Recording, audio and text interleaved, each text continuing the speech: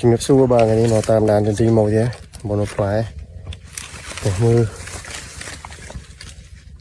ខាងលើអីនោះញាក់សាច់នោះបាទ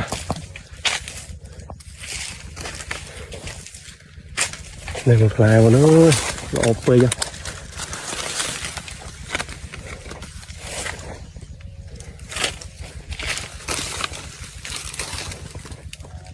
បាទនេះចាក់ស្ដែងពិតពិតបាទបដដៃពិតពិត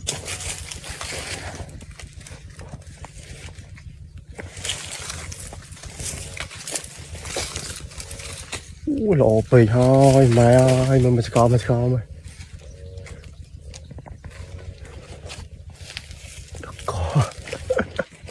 អូញាក់សាច់មកនៅនេះតែខាងនេះយកឈើតូលទេបងអានេះយើងថតទៀតចុះបាទ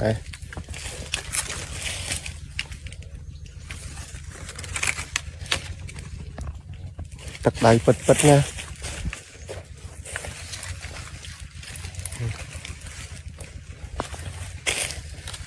អូក្នុងនេះលើក្រោមឆ្វេងស្ដាំបាទគាត់យកឈើទល់ហើយបាទនោះឈើទល់នោះលើសលេងទុកគាត់ពុកបាញ់ថ្នាំទឹកមិញគាត់យកថ្នាំទៅដាក់ទៀតហើយ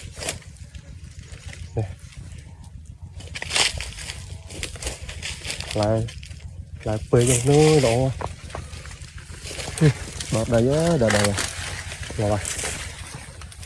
តែផ្លែយ៉ាងហ្នឹងនេះ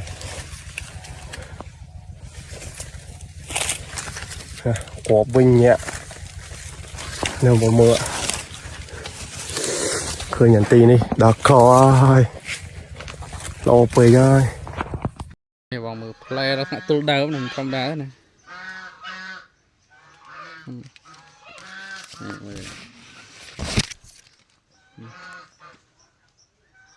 ឡើងទល់ដើម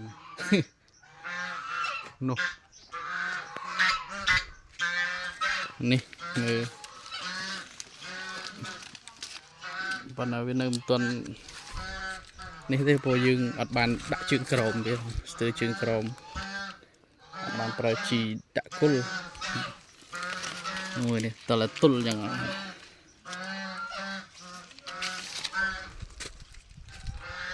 អូដល់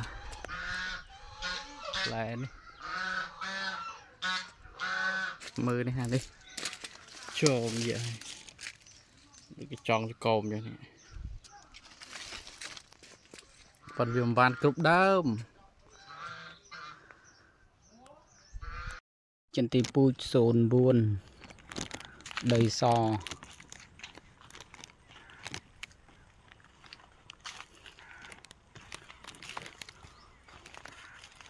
អត់មានប្រើថ្នាំទេ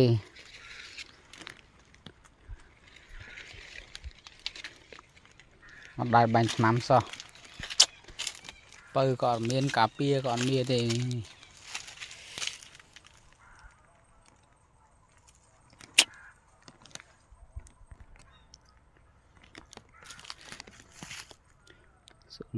ខាងនេះចន្ទីធម្មតាជាប់គ្នា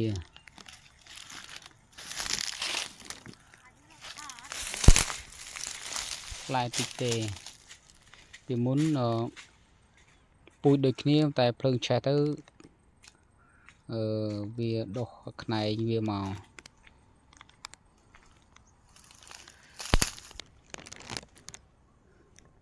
ទីពូជ